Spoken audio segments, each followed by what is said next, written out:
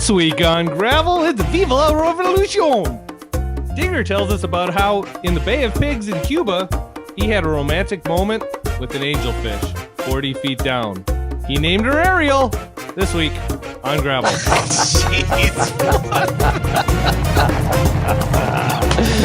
Bingo! What's wrong with you? Well, there we are. Welcome to another episode of On Gavel, our judicial review show where we critique judgments from the Ninth Circuit Court of Appeals. Oh, I'm kidding you. It's not on Gavel, it's on Gravel. And you're back with your favorite hosts. This is Andrew McKean talking to you from a lovely day in eastern Montana. Who else we got on? Well, Ryan's here, but I was suddenly reaching for a different manila folder because I thought we were going to talk about the Bob Barr hearings with the On Gavel stuff. But Minnesota is cold and it snowed a little bit this morning. So we're recording this in August. And this is Eric Dinger from also cold Nebraska. Recently fishing in all points of the world. Back in my office, back in my routine, and strangely happy to be back. Yeah, so we should talk about this. We have taken the longest hiatus of our young collective career. 3 weeks we've not been sitting in the various studios around the Northern Plains, Central Plains, Northern Woodlands. So, Digner, where in the world have you been? And I say world with all the literal meaning. Yeah, I've had an adventurous few weeks, to say the least. And those of you who know me and know what's going on in my life probably have have some empathy for that. But it's been fun. My God, I've had fun. Went to Cuba for a week with my best buddies and came back and had some of Ryan's team down from the Federal Premium Ammunition Factory Department of America here in Lincoln to chase turkeys. And then a couple days later, took off for the White River to catch trout in that beautiful fishery down in Arkansas. So it's been pretty much the life of Andrew McKean around here for about 3 weeks. It's been crazy. Feel like a come along adventure kind of guy. Well, I mostly want to hear first about Cuba, but I have to tell you that the Andrew McKean life has been very sedentary unless you talk about trips on the Scotty Cruiser to various track meets. Track season, I stay home. I haven't held a fishing rod or a shotgun or anything but a stopwatch in weeks. Not even the starter gun? I have started a few meets with my .32 black powder revolver, which only means that I won't be able to fly on commercial airlines for the next couple of months. Oh, I got so much powder residue up my arm. You're going to get the full frisk every time you do fly. Yeah. Have you guys ever had that? I mean, Yep. Oh, yeah. Oh my gosh. That is better than most foreplay. Well, largely because they talk about it. Yeah, it's something. They tell you exactly what they're going to do, and then they do it, and then they do it again the other way. You guys remember that brief era, like around 2007, 2008, when they had these puffer machines at the airports? Oh, yeah. You would step into the big tube tunnel thing, and then they would blare all over you. And it was supposed to pick up, I guess the scent of explosives. I had to do that in the Denver airport coming home from the Democratic National Convention in 2008. That was the Obama convention. And we had been out there hosting a sporting clay shoot with the Democratic National Committee. So start sending your hate mail now if you want to. But so I shot all day and then I flew out because I didn't want to stick around for the riots or whatever happens at Democratic National Conventions. And when I got to the airport and went and they diverted me into the puffer machine, I said, "Oh, this isn't going to be good." And that was the first time that I got the full, they touched everything. And eventually I was able to convince him that I worked for an ammo company and had been legally at a shooting range that day, and TSA let me go. But That was full on. I thought I was going to spend the night in a Turkish prison in Denver. I will save So- this story when we have more time because we're a little bit truncated today, but I was barred from an airline in Smithers, British Columbia for 2 full days. And they wouldn't tell me why. They would only say, "Are you sure you don't work in industrial mining?" And finally, I got this TSA, Canadian equivalent of TSA kid, to tell me that they were looking at me because I had residue of chemical explosives all over me. And finally, he said, "Just one piece of advice: never fly with this backpack again." And I haven't. But I was worried I was going to be on a do not fly list as a result of that. But I'll tell you more about that story another day. Cuba. And dear listener, if you're wondering about the sonorous sound of Ryan Bronson's voice today, somebody got a new mic. Before I talk about Cuba, will you tell us about this glamorous new setup you got? It's the microphone we've had for a while, so we've used it for 2 podcasts so far. When Andrew and I were together in Salt Lake City, we were on this mic. And then when all 3 of us did the show from the truck in Missouri, when we were actually parked on gravel, we used this mic. It's just a Blue Yeti computer mic. But Amazon this week delivered a boom arm so that I can attach it to a shelf above my desk, and it hangs out, and that way it doesn't pick up all the vibrations every time I bump anything. And so it looks like I'm, Rush Limbaugh behind the golden EIB microphone, except it's blue. And how did Mrs. Bronson take this? She walked into the room after I had set it up and saw me sitting at my desk adjusting this microphone, and she looked at it. She looked at me. She shook her head and spun on her heel and just walked out of the room, exasperated and disgusted. And with that, you put your shirt back on. Should I have a shirt on now? Okay, enough foreplay. Tell us about Cuba, for goodness sakes. Okay, Cuba. My goodness. First thing I'll tell you is, for those of your friends who think that America is less than what you'd like America to be, or who maybe think that a different form of government would serve us better, there's a lot of lessons available with a quick trip to Cuba about different forms of government and different forms of living. And I won't get into a big social commentary, but man, that place, the guide that we fished with described it well. He said it's still 1957 in Cuba. And man, we saw a lot of examples of that, and met just tons of great people, and those that we could communicate with well enough told us stories of lots of things that I think I came to appreciate about our country even more now, having been to a place where it's just so different. And I mean, I've traveled a fair amount, but most of the places I've gone, we didn't have the quantity of time with the native people as we did in Cuba, and B, they weren't economically and politically all that different. Jamaica is politically and economically quite different, but in most places we've been in a place like that, it's fairly full of businesses, and there's some economic opportunity, and that's just not the case in Cuba. So that was the first thing I'll tell you is, and I know you guys have traveled more widely than I have to adventure outdoors, but this was a culture shock for me as an outdoorsman, just to go to a place as politically different and completely economically different than the United States for the purpose of recreating and paying handsomely to do so was kind of an odd kind of mental juxtaposition for me, and never clearer than when we got to the little port city of Jucaro in the southwest portion of the country. We were fishing in a region called Jardín de la Reina, which is Garden of the Queen, and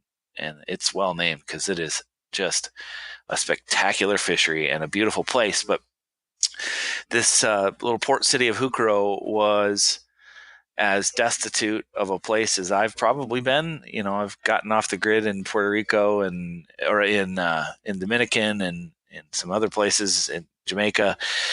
This place, man, these people are living, in the line to get their rations from the government for food. They are sedentary much of the day. They don't have a lot to do. Most people don't have jobs. People live there on an average of about $30 a month, adjusted for prices. So, most things they get come from the government, and most work they do is the kind of work that American citizens did in 1957, manual labor. One example I shared is we saw 7 people on the way between Camagüey, Cuba, and Jucaro swinging scythes to mow the ditches along the road. So you pull into Jucaro, Cuba, nothing but smiling people looking at you, but the smell of human feces that they're dumping in the road, and the fact that there's no or very limited plumbing there hits you pretty hard.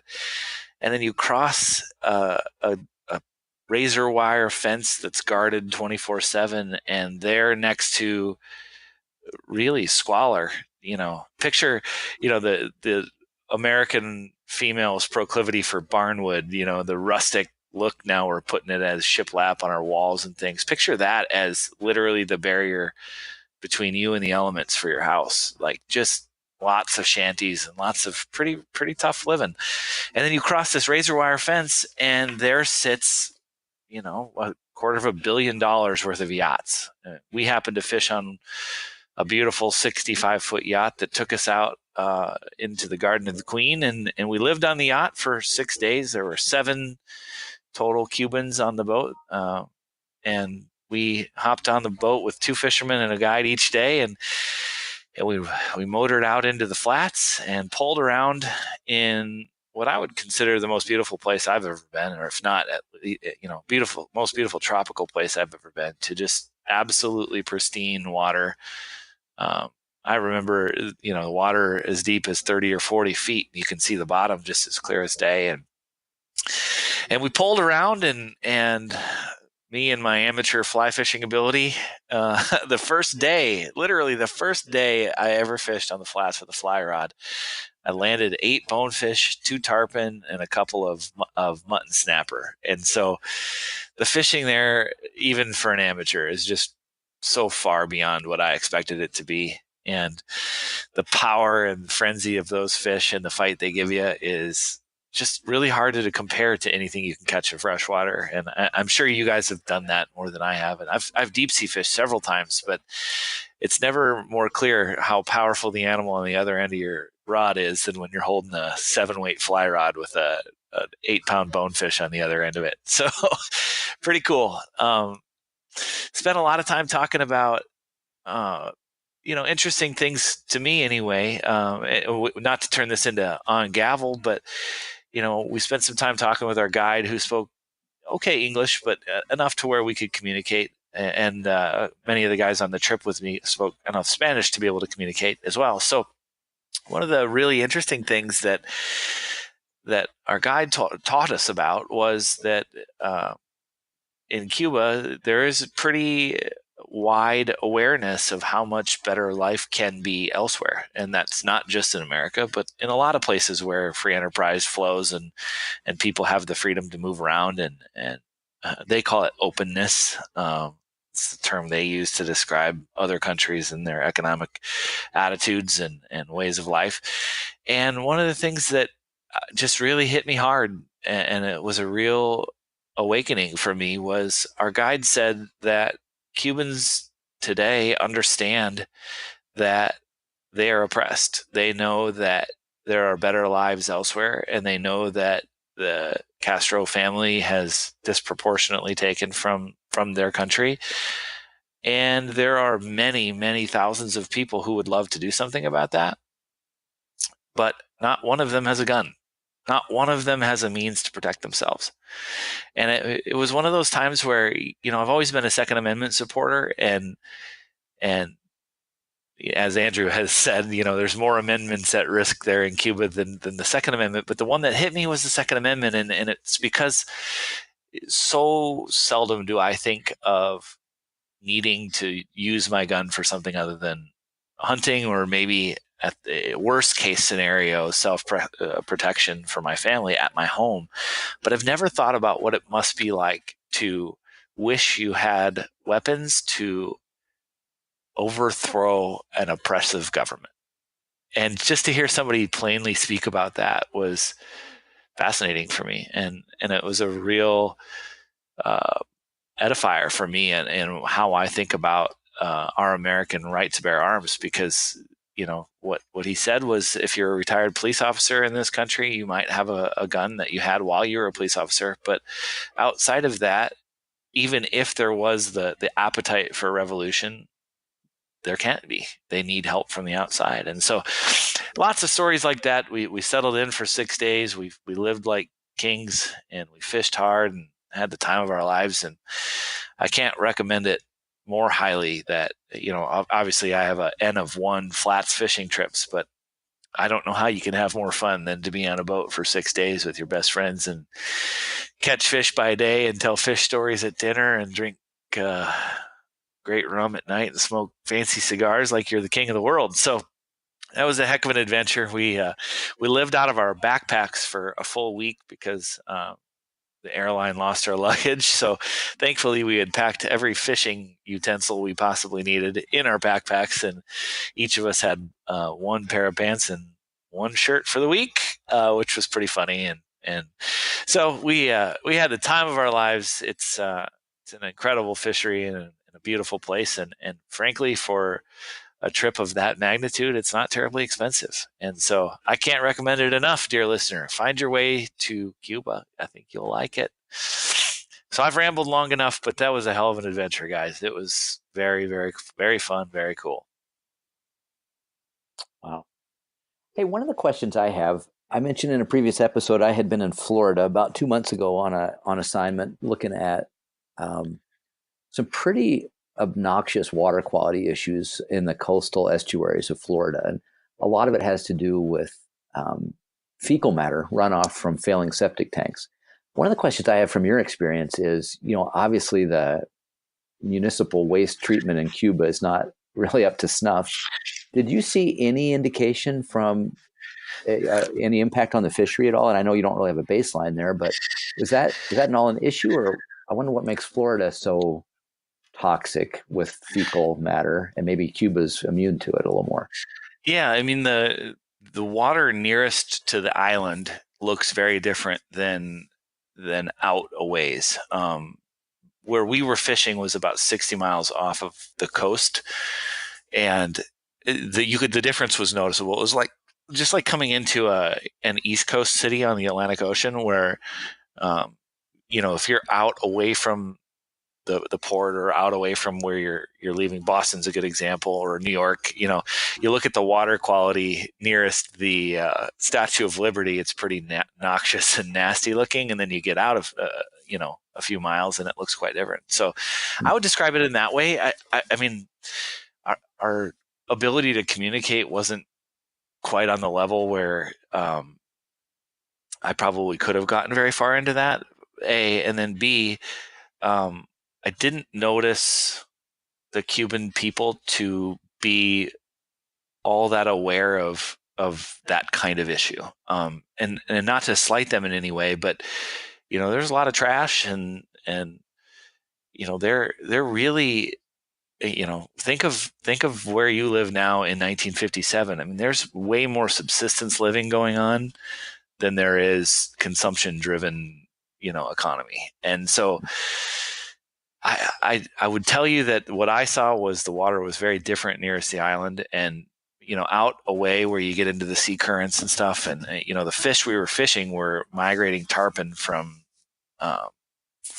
mainland Mexico and Guatemala and places like that. I mean, the water. This is a dumb example, but we were in a little channel, and the channel dropped off into a deep. I don't know, gully, I guess I would call it. And the water was about 40 feet deep. And I remember about a 2-foot wide angelfish. I was looking down. It was beautiful near, probably 5 o'clock sun. So sun was at an angle. And I remember looking down and seeing this big old angelfish. And right as I saw it, it looked up at me, and it turned, so it could look up at me. It turned like at 45 degrees, and we made eye contact from about 40 feet down. And I thought, well, that has nothing to do with fishing. That's just an incredibly vibrant, beautiful place. And what a cool experience. Like you're looking way down in the water, and a fish is looking way up at you, and you're like, well, hey, how you doing? It's pretty cool. Cubans won't eat, one of the craziest things, a Cuban won't eat a lobster. And so when they asked us what we wanted, and we asked if they had any lobsters, they were like, well, we can get you lobsters, but I don't know why you'd want to eat that. So we ate lobster every day. I have. Wow, top that, Bronson. Well, I'm not going to try to top it. I just do you appreciate capitalism even more now that you're back after having seen it? Yeah, I mean, it's so hard to describe, and many people now have been to Cuba. It's much more open as they describe it. But when you're there, you're struck by like the absence of signage. Like one of the things when you're driving through Havana is like there are no neon signs. There's no billboards other than political propaganda. There's no businesses, open signs. It's so different, and it takes you a while to understand what's different because A, you're seeing all these beautiful old cars, and then B, you drive through any town in America, and the gas station has a sign, and the bar has a sign, and that was one of the things that struck me. And we talked a lot about how difficult it is to start a business as a Cuban, and most of those people, unless you can find a way to get some outside investment or get involved with the government in some way, most Cubans are not allowed to legally own a business. And it's just one of those things where it's just so different. And it may work for some of those people, but I think the vast majority of them are pretty aware of how different life is elsewhere now. So you mentioned the Second Amendment. What struck me is right after you came back is when all of the ugliness broke out in Venezuela, and the Cuban, at least according to some people in the U.S. government, the Cubans were involved in stirring up some of the violence against the protesters. And when you look at the history of Venezuela, recently as a decade ago, there was private ownership of guns, but oppressive socialist and communist dictatorships, they talk about power to the people, but then one of the first things they do once they get control is disarm the populace so that they can't rise up against them. So Cuba's a good example. I mean, you saw, the Viva la Revolution apparently is alive and well. So one of this is the last story I'll tell you, but one of the things our guide taught us was, because the question would obviously be, our guide is sitting on a boat, and our guide has a family he wants to take to America at some point. And our guide has applied for visas in America a couple different times. But the challenge for them is, and this was the part that was just like a cold splash of water, is to legally migrate to the United States is possible from Cuba now. But to come back requires $40,000 in a Cuban account, which is your collateral should you not come back. Wow. And the average Cuban makes $30 a month. So, like, just think about the economics of, Cuba, Havana is 90 miles from Miami. Like, Andrew's 90 miles from a Walmart. Think about that. 90 miles stands between a completely different way of life and opportunity and living in squalor. And there's nothing you can do. So in your example, is Andrew Fidel Castro or is Walmart? Walmart. Okay. Yeah. No doubt about it. I don't even know if that's true. I don't even know if that fits the simile we were making, but I don't like Walmart all that much, so I refuse to call Andrew Walmart. Well, just so that we're square, I'm 90 miles from a Dollar General. I'm 155 or 56, depending on which way you go from a Walmart. Oh, quit bragging. How far away are you from a gun range? Like a formal gun range, Well, a formal one or an or a informal? place I can just shoot. Both. Oh, mile and a half. From informal? Well, you can shoot off of his deck. Right. Well, the good news is the shooting range bill that the firearms industry has been working on for quite a while, 13 years, finally passed and has gone to the governor's desk or to the president's desk, and that's going to enable state wildlife agencies to have a little more flexibility with their Pittman-Robertson dollars to build more shooting ranges, either grant programs or actually build state-owned shooting ranges, and hopefully that'll increase the numbers of places, developed ranges where people can go and learn to shoot safely and practice their Second Amendment and, get ready to fight off an oppressive government here in the U.S. Boom. Well, thanks for your work on that. Well, I only bring it up. It's not, we don't have to dwell on it, but I had lamented and criticized Congress in an earlier podcast. And so now that it's come home, way to go, Congress. Thank you. So, Bronson, what's the rollout of that look like? Well, I don't know when the implementation date is, but as the next cycle starts for states to do their Pittman-Robertson grant structures, they'll be able to use a larger share of their allocation for shooting ranges. And one of the best things for them is that normally you have to come up with $1 for every $3 from the Pittman-Robertson Fund as a state. So it's a 75%. You have to match. You get a 75% match to your 25%. Yeah, this is going to be a 9-to-1. So states will only have to come up with 10%. And then the Pittman-Robertson dollars can be used for the other 90%. And so that'll make that incentivizes building ranges. It also gives them a longer time period over which to spend the money, because developing a range oftentimes takes more than 2 years because you got to site it and things. And sometimes that takes some time. So we've built some flexibility into it. So, of the $600 or $700 million a year that's generated by the Pittman-Robertson, it's we're talking $8 to $10 million more will be shifted potentially to shooting ranges. It's still the vast majority of shooting range or Pittman-Robertson dollars will be going for wildlife management. But as we look at the system, since more and more of Pittman-Robertson dollars are being generated by people that don't hunt, by people that are recreational target shooters, creating habitat for them to shoot more, hopefully will actually increase the size of the pie and create more opportunities for wildlife management as well. So that's my hope as the conservation guy for a gun company. But my more near-term hope is I just hope people shoot up a lot more ammunition, because we could use the business. Well, my perspective on this is when I worked for Montana Fish, Wildlife, and Parks, I administered the Shooting Range Grant Improvement Program here in eastern Montana, and it was difficult with the time horizons of the former system, and then just some of the competitive process. There was a lot of people who were interested in developing ranges and a small pool of money, and then sometimes it was hard to spend it all in the appropriate ways in the time allotted. So I think on the ground administrators of those grants are going to find this a lot more usable. So thanks.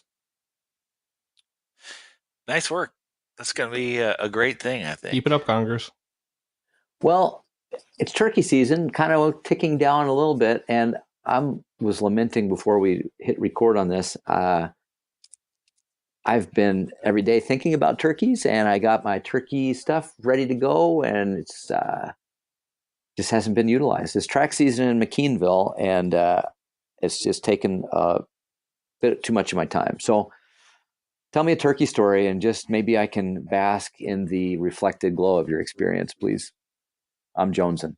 Eric's probably got more stories. I keep seeing pictures of him with attractive women in his blind, helping them get turkeys. It's just what I do. Dinger Attractive Women Guide Service. It's not true. It's not what I do. Boom. So Andrew, when you say boom, it's funny, but when Eric did it before, it just wasn't funny.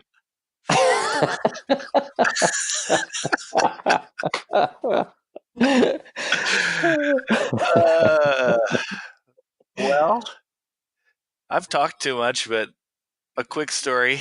My wife is quite the turkey hunter, arguably the luckiest hunter I've ever been around of any kind. And we made our way to southern Nebraska last weekend. Was it kind of mucky out there? Oh, it was mucky. And, I sent y'all a video. Maybe I should put that I should have put that on our Facebook page. That was a total mistake by me. But my wife owns, naturally, muck boots. She would not take the muck challenge and stand in the gravel road wearing only her muck boots. Or maybe she did, but she wouldn't let me take a photo of it. At any rate, we had one of the coolest hunts I've ever been a part of, honestly. At first light, we were surrounded by turkeys. We've got a couple really good spots in southern Nebraska. And if you haven't been to Nebraska to turkey hunt, you should come because we have more dang turkeys they're so dumb. I'm waiting for them to legalize 9-shot. Legalize 9-shot in Nebraska, and you'll have me every year. Well, I can't tell if that's an incentive or a disincentive, but so there we were, turkey blind, break of dawn, turkeys gobbling everywhere. And immediately 2 jakes fly down and sprint into the decoys. And they took up residence in our decoys and would scare off every would-be approaching tom for 2.5 hours. I watched a jake. We have copious video of this because it was funny. After a while, it was funny because they were there from daybreak until like 9:45 when this story ends.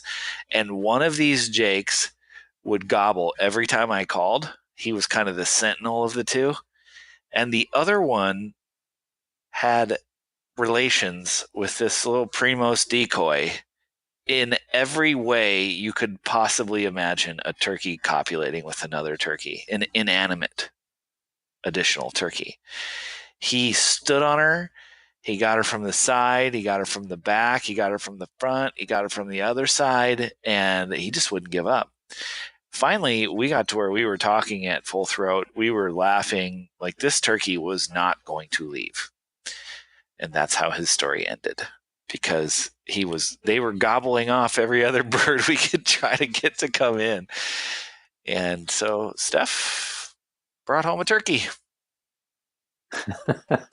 So she shot the jake? The horniest turkey that ever did turkey. He was a goofball. Pretty fun. I don't know if you guys have ever watched turkeys do that, but you feel after a while like maybe you should be blushing. It's like uncouth or something. It was quite the spectacle. And his little buddies stood there and just warded off any other would-be assailant of this pair of hens. I will tell you, I had a Dave Smith true wingman, by the way. Yeah, boom. Yeah, but you're just copying Andrew now. Not that funny. I got a question. How did you know it was a jake? I asked it. Oh, I thought maybe it was wearing khakis. Oh, hey, I was going to give you a bit of a testimonial, though. I had a Dave Smith decoy hen and a Primos decoy hen sitting there, and he spent time with both of them, but he really committed to the one. And by committed, I mean we had to take it to the car wash when we were done. So he had a chapped cloacal opening, you're saying? Oh, my God. This fella gave it a good effort. At any point, did you do a at any point while it was going on? No, that was an oversight on my part. Okay. But it got to the point where we were, I've never felt this way about a turkey you could shoot, but it was almost like we were annoyed with them after a while because they wouldn't leave and they would not stop gobbling at us. So we have a very, very high-end, well-shot video of a man calling a turkey with a woman's muck boot in the frame and a gobbling turkey answering him in the back that we will share to the benefit of our one-day sponsor, Muck, via our highly trafficked and very engaging Facebook page. Have we received a cease and desist letter yet from Muck Boots? I'm sure it's on the way, but we've not yet received it. And I stopped checking my mail a few weeks ago, so there could be one in there. Right. But So you have not been served. no. Have you? No. You recall I gave out your email address as the point of contact. Oh, that's true. Yeah, probably went to spam. Very cool. You know, Vista should make a muck boot equivalent so that we can close this deal, don't you think? Ooh, that would be smart. Buck boots. I'll send it up the flagpole. Truck boots. Well, we're running out of time. Speaking, I know. Well, I'm tempted to just broach a whole new topic, but then I'm a little worried that we're going to spend too much time on it. But I will say this: do check our Facebook page out. I don't know if you gents saw it, but I posted a picture of the two of you. You did. I did, and I didn't recognize that photo, but it must have been up. It must have happened. Oh yeah. Well, you were licking yourself, I think. Well, flexibility. Don't laugh at that. Don't laugh at that. I've been doing yoga. Have you? Doing yoga and going to the DNC. Well, speaking of yoga, I'm trying to teach my dog yoga. You know how dogs stretch and they do the downward dog pose? So every time my dog does that, I say yoga. And so about 50% of the time I can prompt her to do that by saying yoga. And so if once I get it done, then, I'll have a yoga doing dog, and that's probably worth some money. It's a very weird thing to teach a dog. Well, there's the upward dog. Is there an upward dog? How many yoga poses can you name, Mr. McKean? Well, there's the seldom seen. I'm just going to leave it at that. There's the Ricket Mama. I think there's the one that's called the Splitty V. And then I'm almost certain that there's the knock-kneed gobble. And that's all I know. Okay. That's all I know. The sideways dog. Yeah. How many can you name? Well, you got reverse cowboy, warrior pose, and then there's that. What's that? Sweaty on a mat. They only do that in hot yoga. Do they have hot yoga in Glasgow? Well, it's not known by that name. It's actually known as lunch at the sale barn. Oh, I thought that was your college nickname. Which is weird because in most places people are investing in yoga pants, but at Grassgrow, Montana, they wear their key overalls to yoga. Grassgrow. Well, yeah. Grassgrow. I kind of like that. That might work on me that's a little bit. How many yoga poses can you name? By the way, that's a slightly more Asian pronunciation, which you should appreciate. It's the first time I've actually laughed at something you said. How many yoga poses can you name, Eric? I can't. I don't. I have no idea. This, if we're going to play a game today, I think today might be the day we need to start the game to end all games. What do you think, McKean? Yeah, well, you can't say it and then not do it. So why don't you send us out with this? All right. Ladies and gentlemen of the gravel, I present to you, and I hope Marty's got music going right now, the newest viral hit sensation trivia game, Stump the biologist. Boom. Boom. This pop artist counts Kentwood, Louisiana as the place she was raised. Kentwood, Louisiana. Let's see. So that takes Janet Jackson out because I think they're from Illinois. And Mariah Carey. Gary, Indiana, I think. Indiana? Oh, okay. Somewhere in the Midwest. So Mariah Carey, Trisha Yearwood. I think she's from Oklahoma. What? Reba McEntire is from Kentucky. Britney Spears. TikTok. He did it! He knew it! OMG. She's really from Louisiana? Well. Yep. All right. She sure is. Okay. And that was Stump the Biologist, ladies and gentlemen. We were also going to call this game Brittany or Janet, but... Hey, I appreciate that you didn't go with the natural variation on this that you had been talking about, and Stump the Forester had all kinds of different meanings. Oh, that's awesome! 3 kins for that.